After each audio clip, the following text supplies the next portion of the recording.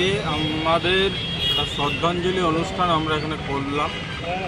আপনারা জানেন আজকে ভোর বেলায় আমাদের সহসাথী সহযোদ্ধা অজিত দেববর্মা মান্দাই এলাকার ইউজিটি শিক্ষক ছিলেন।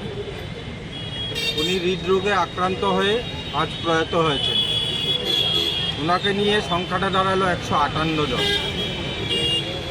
আজকে আমরা গভীরভাবে মর্মাহত। একদিকে আমরা বাঁচার লড়াই করছি, অন্যদিকে মৃত্যুর সংখ্যাটা দিন দিন বেড়েই যাচ্ছে।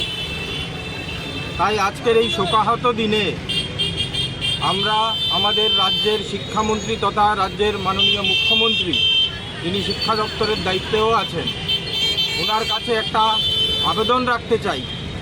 যেহেতু আপনারা জানেন এখন আমাদের রাজ্যের বিধানসভা সেশন চলছে, আগামী দিনও থাকবে, তার পরের দিনও থাকবে।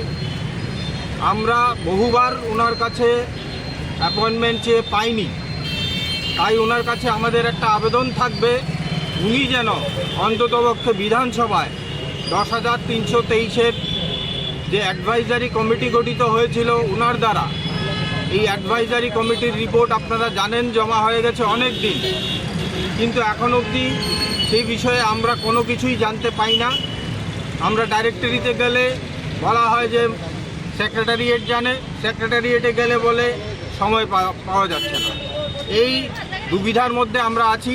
তাই আমরা রাজ্যের মাননীয় মুখ্যমন্ত্রীর কাছে একটা আবেদন রাখব, মৃত্যু মিছিল যেন আর দীর্ঘায়িত না হয় এবং আমাদের বিষয়ে রাজ্য সরকার, বিশেষ করে রাজ্যের মাননীয় মুখ্যমন্ত্রী কী ধরনের ব্যবস্থাপনা গ্রহণ করতে যাচ্ছেন বা করবেন বা উনি করবেন না, যেটাই হোক অন্ততপক্ষে এই স্পষ্টীকরণটা যেন আমরা রাজ্য বিধানসভার মাধ্যমে জানতে পারি, মিডিয়ার মাধ্যমেই হোক আর যেভাবেই হোক, আমরা যেন অন্ততপক্ষে 10,323-এর বিষয়ে কী ব্যবস্থাপনা রাজ্য সরকার নিয়েছে। কারণ এরই মধ্যে আপনারা দেখেছেন আমাদের রাজ্যের মাননীয় হাইকোর্ট থেকে একটা জাজমেন্টও বেরিয়েছে, যাতে করে 2020 সালের যে মেমোরেন্ডামটা দিয়ে আমাদেরকে টার্মিনেট করা হয়েছিল তাকে সেটিসাইড করা হয়েছে। যদিও 3 জনের জন্য তার ক্লিয়ারিফিকেশন দিয়েছেন, কিন্তু এই 3 জনের জন্য কোনো ধরনের ভূমিকা আমরা রাজ্যের শিক্ষা দপ্তরের দেখতে পাচ্ছি না। তাই আমরা অধীর আগ্রহে বসে আছি।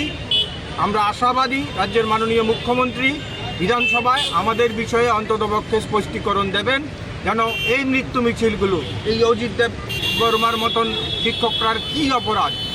আপনারা আমাদের পার্শ্ববর্তী রাজ্য পশ্চিমবঙ্গে দেখেছেন 32,000 শিক্ষকের চাকরি কী কারণে চলে গিয়েছিল, আবার সুপ্রিম কোর্ট তাদের চাকরি বহালও রেখেছেন। সেই জায়গায় দাঁড়িয়ে আমরা আশাবাদী, যেহেতু আমরা নিরপরাধ, আমাদের কোনো ধরনের এই কেসের সঙ্গে সংযুক্তিকরণ নেই। সেই জায়গায় দাঁড়িয়ে রাজ্যের মাননীয় মুখ্যমন্ত্রী, ওনার উপর অগাধ বিশ্বাস আমাদের আছে। উনি অতি সত্বর এই ব্যবস্থাপনা গ্রহণ করে রাজ্যের শিক্ষা ব্যবস্থার উন্নয়নের জন্য আমাদেরকে আবার বিদ্যালয়ে প্রেরণ করবেন।